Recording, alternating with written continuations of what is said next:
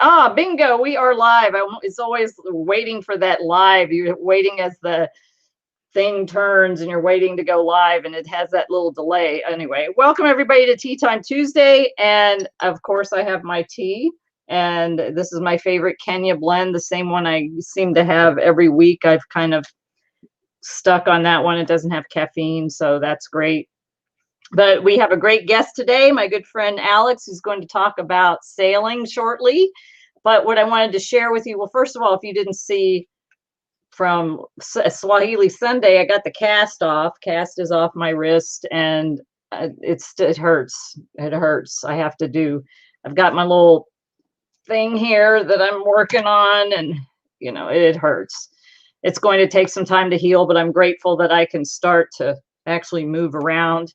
And if you haven't checked out, I did on Swahili Sunday share a lot of new products. And like I shared on Swahili Sunday, I had them, but this injury caused me to not be able to do everything I wanted to do to get them up online. So go check out the blog post from yesterday that shows the new products. Check them out online at basketsandbeadskenya.com.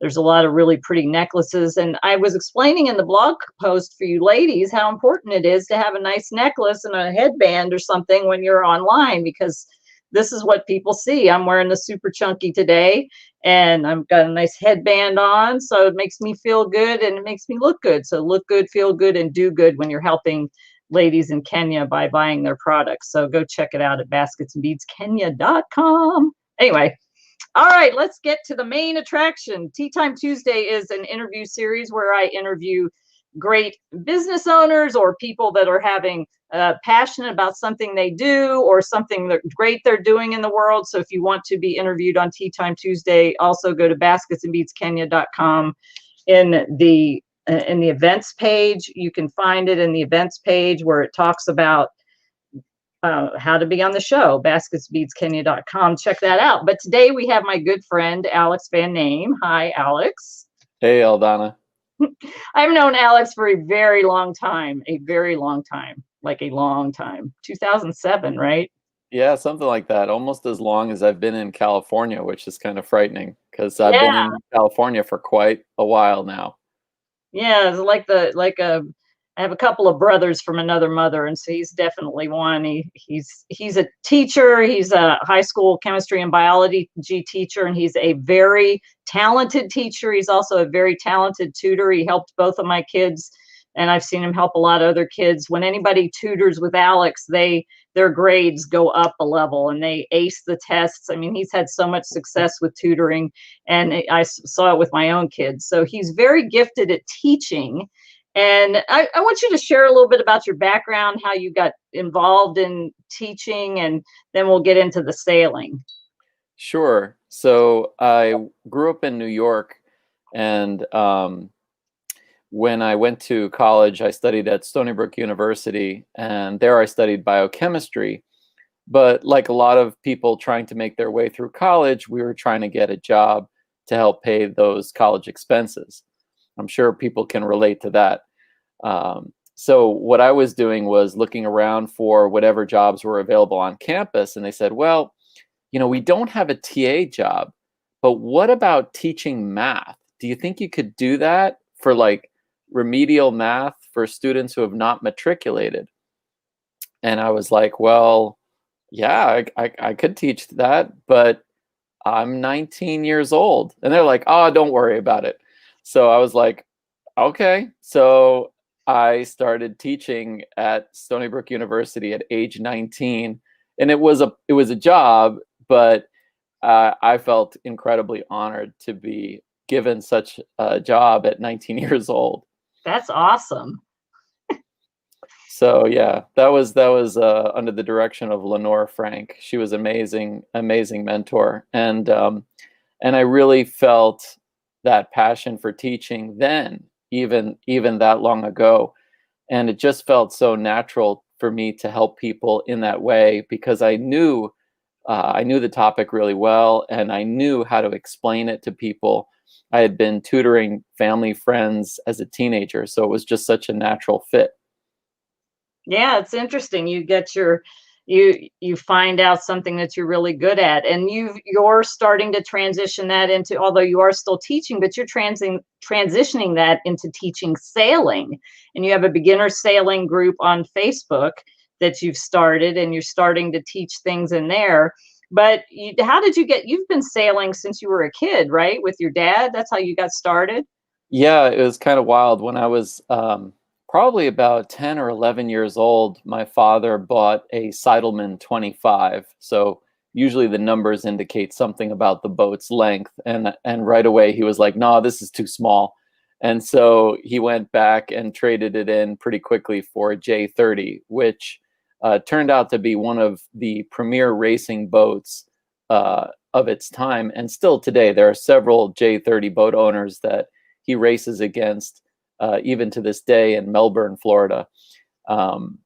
So yeah, but we were little kids basically growing up on the boat, sailing, and just intuitively absorbing things as children do. And some vocabulary here and there, didn't really know what it meant, but it was just an adventure. I think I love the fact that here we have a sailboat, which is like so symbolic of a vehicle of adventure. Yeah, and then you are out here in California, and you joined a sailing club, right? And you kind of got involved. You did some racing here, and then you've kind of transitioned into non-racing. I don't know the difference in terms, so. Yeah. There's usually two types of people. Well, there's three types of people actually in the sailing world. There's people who like to race. There's people who like to just go cruising, so they take their boat and maybe just go out for a day sail, or maybe go to a beach in a different location than where they normally are. And then there are the people who love both. Some people just love sailing or boating, no matter what the adventure looks like. And so initially, I did start off in the racing world because that's what my father was really into, and he needed crew. So, here's a teenage son, ready, willing, and able. And so between him and my grandfather, my grandfather did accompany us many times on those sailboat races, and my grandfather would take the helm, and while my father and I would do some other adjustments to the sails. Well, so now you've decided that your racing isn't your thing. You just like cruising, right? Yeah, it took a long time to figure that out. Actually, I was kind of burnt out from racing, and it was pretty stressful because there are some close calls that you get into with racing. I mean, it's very exciting, but people jockey for position at the starting line because it's not a foot race. Your boats are continually in motion, circulating around the line, and if you go over the start line too early, you have to go all the way around the committee boat and then restart, which puts you in a terrible position to win a race. So, but it was intense, and so I just uh, it was a little bit too much for me personally. But I didn't really discover that until I came to California, and I joined a sailing club that my friend Spike Spencer knew about, and they just did cruising. And I felt like, this is a little bit more my pace. Just enjoy the day.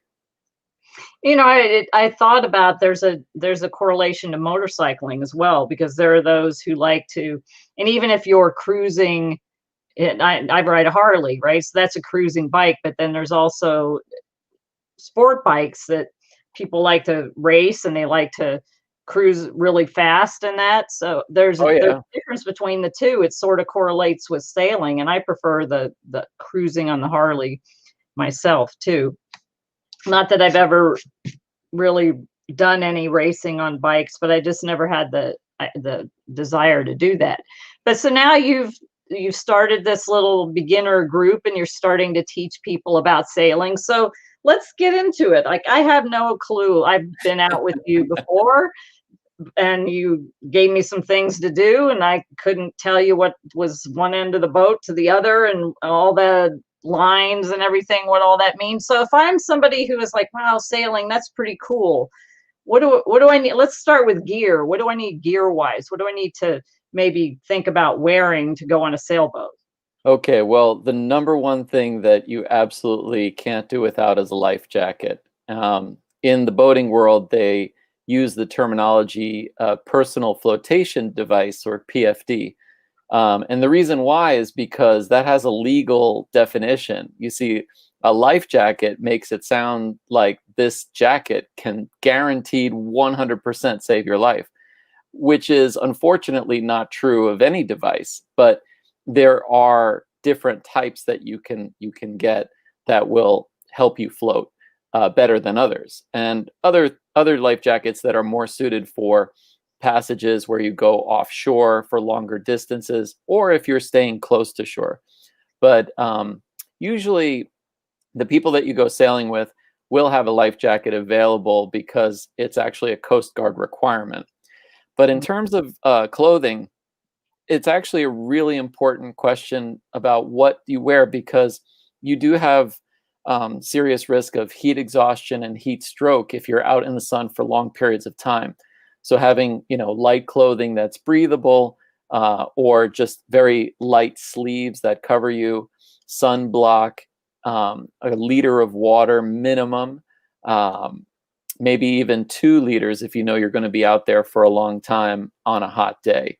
And then, of course, some people need that Dramamine, and they need to plan ahead. And so getting that seasickness out of the way so you can actually enjoy the trip. There's nothing that can ruin a trip faster than seasickness. And that's something that can actually start pretty soon after you leave the harbor or you leave the slip. So it's not to be taken lightly. That's a serious thing. And what causes that? I mean, it's just the difference because you're used to being on land and now you're kind of your body's floating Well, in a device in a boat. yeah, it has actually more to do with the fact that you're now in an environment where you're moving on a giant reflector mirror.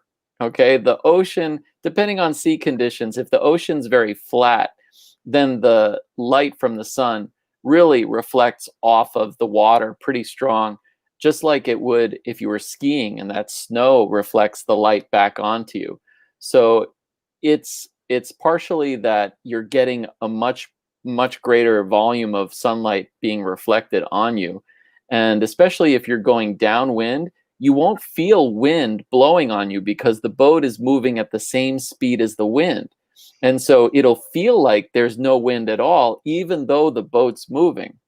And usually you cook like a chicken if you're going downwind. So what I tend to do is I dress in layers because first of all, we live in Southern California, right? And so that's generally a good rule anyway, because in the morning it's winter, and then by midday it's summer. So the same kind of holds on boats. You want to layer up so that way, as things warm up, you can peel off those layers and get into more of a shorts and short sleeve shirt kind of mode. What about shoes? Like, because That's you're in a boat and that's a little different than because of the surface is kind of different. It's can be kind of slick if it gets water on it and stuff, right? absolutely non-skid shoes are essential. I have there's also, like, let's say that you were a guest on a boat, right? Which most people are. The first time that they go out, they usually don't rent a boat by themselves and just jump on it and just go. Most people are going to be invited by someone, or they're going to be part of a group. And sailboats tend to have a white deck. Okay. So it's a good idea to wear not only shoes that don't skid when things get a little wet, but also shoes that don't mark up the surface. Um, Oh, right. so that's kind of important, right? Because you want to be invited back, right? Yeah. And if you're the person that scuffs up the whole boat, either you better grab that scrub brush to clean it off, or just, don't expect to be invited back anytime soon. But yeah, the footwear is important. I personally vacillate between a pair of sneakers that I actually got at Ross for like probably $20 is enough to buy for a dedicated pair. If you have sneakers, we all know sneakers grip really well. So you know, if you buy a $20 pair of dedicated sneakers from Ross, that's enough to do the job. But I also have a pair of Keens, and what's nice about the Keens is that they have a lot of breathable holes in it, so that if water comes into the boat for any reason or you get wet, it just washes right out of your shoes anyway. Oh yeah, I never thought about it. I have Keens. I'll have to do that next time. Wear my Keens. Yeah, I don't think I brought those the one time we went. And yeah, so say somebody is hey, sailing's cool. I want to check it out. You know, I want to get interested in sailing. So should they maybe go out a few times with people and um, they just figure that out? Is that how they kind of, I guess, go about seeing if they'd like to learn and then learn some of the terminology, maybe what are some of the basic terms? Well, I'll go with the cheapest first. The cheapest solution is to find a friend who has a boat.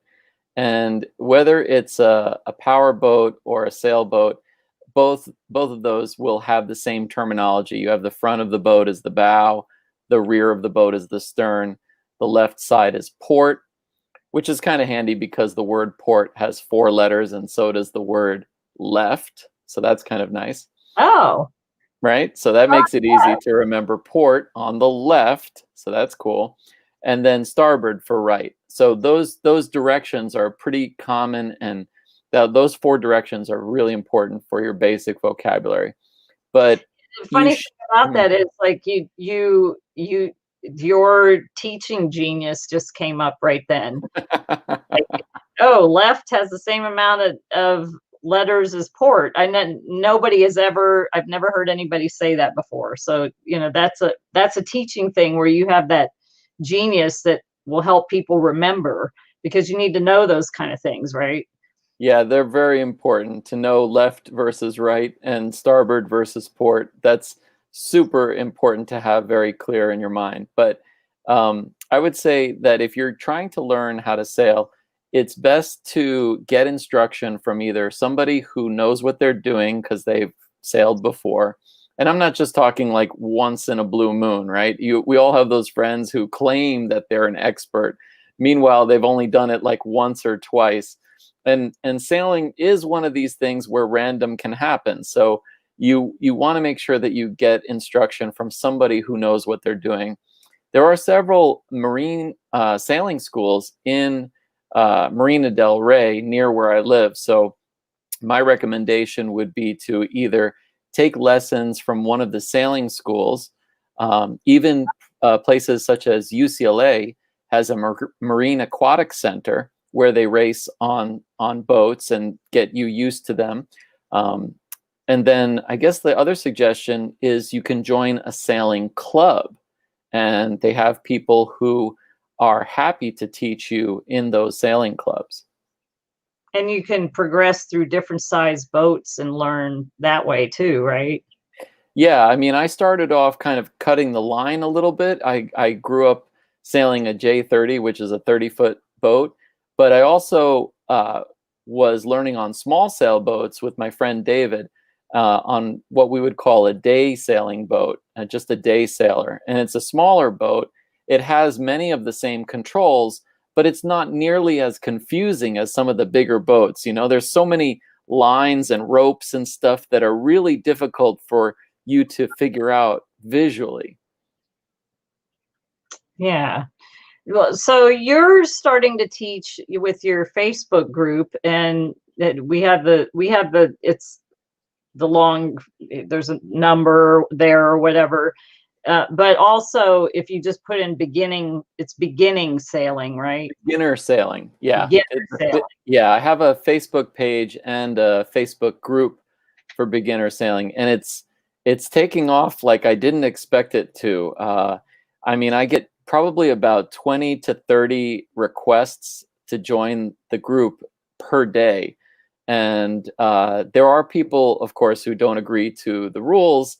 You know, I want them to know it's not being run by a robot. I am curating the content and I'm paying attention to what goes on there because I really want it to be a learning environment, and I don't want it to get too commercial. I'm sure you know some people they plug their commercials, which is great, But if they do it too often, then it's almost like they're taking over your page. Right. Yeah, and that's, you have to have that. So if you go on Facebook, and it's right there on the screen, if you put in beginner sailing up in the search, it'll come up, and then you click on it, and there's some questions, to some rules to join the group, and then you can be invited in. And I know you've done some lives on how to do navigation, and you were posting something. It was very windy today, so talk about that, the importance of knowing the wind, because today would not have been a good day to go sailing, right? No, today was not the right day to learn how to sail. There's in Southern California, we experienced something called the Santa Ana winds, which is an incredibly intense high wind condition that comes from the desert, but then squeezes the air through a canyon, and it accelerates the air.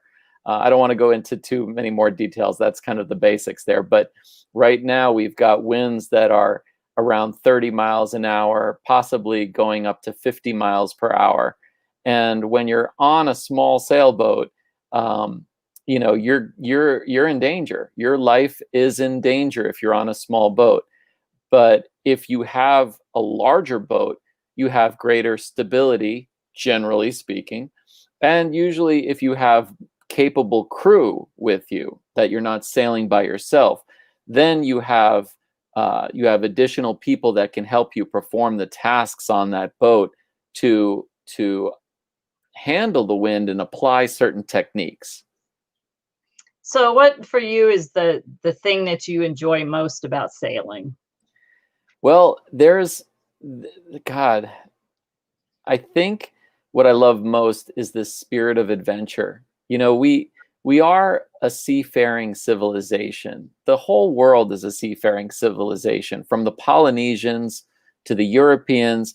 And granted, some of that history is obviously not very nice. Obviously, there were quarantines, much like what we're in now, right? And they had to actually, in some cases, they had to raise special flags to indicate that they were awaiting, you know, to the right to come onto shore, because they still hold that tradition, raising the Q flag, which is a yellow flag that used to stand for quarantine. But anyway, without getting too far down the rabbit hole with that, I love the adventure. I mean, the whole world is open to you when you're sailing. You can sail into just about any port in the world. And there are so many websites that are run by the US government, the British government, the Canadian government.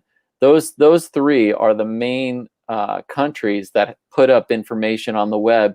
And it would blow your mind once you start scratching the surface how much detailed information there are about various countries around the world. So I love the adventure aspect. The potential is just outrageous to have a great time and to explore different places with a very traditional way of moving around, I would say. Well, you have this crazy goal of sailing across the Atlantic. Yeah. Yeah, it does sound crazy, you know, and I think probably, you know, back in the day, they could only get prisoners to sign up to do those kinds of trips, because it was either stay in jail or go on this boat where you may never come back, but maybe you will. So, you know, there was that back in the day. But, you know, so much has changed, not only in terms of the culture, but also the technology for sailing, the shapes of the sails. You know, they used to have just square sails, and you could only go so many different directions with that. Now with these triangular sails, you can attack the wind in a variety of directions, and that opens up a lot. The other thing is the technology. I mean, GPS has transformed sailing immeasurably, and our ability to forecast the weather is not perfect, but it's fairly accurate when you look at the weather 3 days out. And you can get weather reports in the middle of the ocean, which is crazy. You can get internet from satellites, which is crazy. But, you know, that's what makes this so much more accessible than it used to be. Well, so I just think about some of the interesting things you've told me. Like we were looking at the maps, and you were showing me the shipping lane, and the how you don't want to go into the shipping lane, or if you're in the shipping, you better move across because those big boats have the right of way, and they'll just like plow over you, right? Isn't that the way that works? Absolutely correct. Well done. Well done. You're a very good student. The part of the reason why I'm teaching navigation is because it's so important to have those skills sharp anytime that you go out sailing. So I've been conducting a free class in my Facebook group to teach navigation, and the shipping lanes is a part of that. It's definitely important to be mindful of those shipping lanes so that way you don't get run over by a tanker that is carrying cargo. I mean, the port of Los Angeles is one of the busiest ports in the entire world.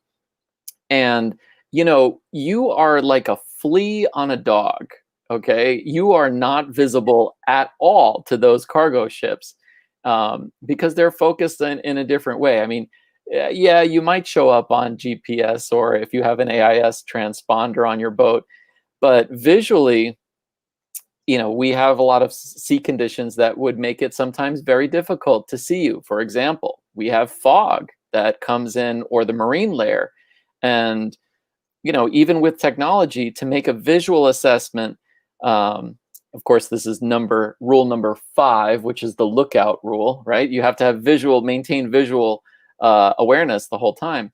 You might not be visible to them. So you got to cross those shipping lanes, get across to the other side, don't dilly-dally, and don't try to piggyback off of their, wake. This is not like Lance Armstrong or those people in the cycling where they try to like tailgate each other for an advantage. No, no, no, that's not like that. You want to stay well clear of those boats because there's no brakes on those boats, people. It takes them, I think, 2 miles, maybe 3 miles to come to a dead stop. Oh wow, I didn't realize it was that far. Yeah. Yeah, well, So, you'll just get squashed like a bug, kind of thing. And yeah, it kind of it would seem to me like the same thing about driving on the Autobahn in Germany. If you're going to pull out, you better and to pass somebody, you better pull out and get back because something might go woo, right by you, and if you're in the wrong lane, you'll just get run over. yeah, that's a very good analogy. Yeah, because I actually had that experience where I came up on a car and I was like, okay, I don't see anything. Let me go. And I went around and like maybe 3 seconds later, some zip went by me that I didn't, all I heard was, "Zoo!" I didn't even see it. I'm like, okay, I'm glad I got out of the way. Yeah, even when you're aware of the situation, last weekend, I had a situation where I was heading out of the marina, and this person in a very, very large powerboat decided to gun it at the last second leaving the marina and created this huge wake, which was terrible for me being on a 27-foot boat. It's not, it was a very large wake. It was a couple of feet for sure. I would say probably 5 or 6 feet, which doesn't sound like much, but when you're right next to it, it was pretty serious. And I could hear that the engine wasn't too happy either because it needs that seawater to cool down the engine. And you could just hear the whole boat come out of the water. And the engine was like, give me the water, please. I need to cool down. Yeah, so there's the sailboats have a certain right of way, right? Versus power boats. Explain a little bit about that. So I know Well, when we went out, there was like we kind of got out into the area before we got out onto the open water, I guess. And we had to stay in the middle, and the power boats were on the outside. right. So on that day, we were on a day sailor. And the way that the Marina del Rey channel is organized is that all vessels that are under sail power stay in the middle, whereas the vessels that are under motor can come and go on the sides. And so when you are talking about right of way on land, they use actually a different concept that has a very similar meaning. And that's called standing on, or stand on, and give way. Okay, so stand on is basically hold your course, don't deviate, because otherwise you confuse people. And then the give way vessel is the one that gets out of the way. And so it gets a little tricky with sailboats, because the decision about who has giveaway status and who is the stand-on vessel, it depends on several factors that are a little complicated, such as wind direction, such as which side of the boat, starboard or port, there they go again, which side is the wind coming over your boat. So for example, let's say that I had starboard tack. So that means that the wind is coming over the right or the starboard side of my boat. If another boat is approaching me on the opposite port tack, I have stand-on status, and they need to get out of my way. They are the give way vessel. So starboard tack has stand-on status. And that's important because that helps people know how to adjust their position so you don't crash into each other. I mean, all these rules basically go out the window because when you think that there is an imminent collision, ultimately it boils down to don't hit anybody. That's basically what the rules are there for. Yeah, that's definitely, you don't want to hit anybody for sure. One of the things I enjoy when being out on the water, and we've gone kayaking as well, which was fun too, is seeing the sea life, like all the sea lions laying around and maybe whatever else is out there, fish or something. But the sea lions are kind of funny because they just all kind of hang out in a group, and they're interesting to watch. Yeah, I think mariners have this in common all around. I mean, there's just such a respect for nature, and it's such a unique way to kind of commune with the natural world and realize that we're a part of that natural world. And you're right, in the marina, we see a variety of different animals. We see sea lions, we see dolphins, and on the occasion, we see whales. And the reason why those animals are in such large numbers is because we take care of the oceans. And as we continue to take care of the oceans, we can be in partnership with nature and continue to enjoy the natural beauty of Mother Nature. Just like it's like going to the zoo without the bars, and I think that that's amazing. Or going, in this case, I guess, to the aquarium without the plexiglass. Yeah, that's one thing I enjoyed about Kenya, going to see the animals in their natural habitat. You know, we're just driving around looking at them, and they're not in a cage or anything. They're able to roam and live. So has a whale ever come into the marina area? No, whales prefer deep water, and so there are some seriously deep channels that the whales will pass through. It's actually it started off with shipping vessels having to slow down. They actually changed the speed limit on those shipping vessels to accommodate the whales and not freak them out. And it started off as a temporary slowdown, but they realized that it's been so beneficial that they are making it a permanent rule to slow down around certain areas so that the whales are able to maneuver around those large tankers. But we usually see whales off of the coast of San Pedro in the Long Beach area. That area has a lot deeper water, and the whales just prefer that area because they have more maneuverability. But there have been sightings of whales in the Santa Monica Bay in some of the deeper areas. Yeah, that's pretty cool. Well, you and I went out on a whale watching boat once, and I did get seasick, but yeah, that wasn't pleasant. No, but, never is. Yeah, I did get to see some, and that was really cool. So so you talked about clothing and some things to think about. What else would somebody need to consider? Like if they wanted to learn something before getting on a boat, what maybe should they learn? Well, if you're just starting out, the way that I learned all the technical stuff is through the American Sailing Association. If you are going to start off, I think, well, I don't have experience with other places, right? So I can't really judge those other places. But for me, the American Sailing Association has books that are not like a textbook in school, but they do have obviously information in them.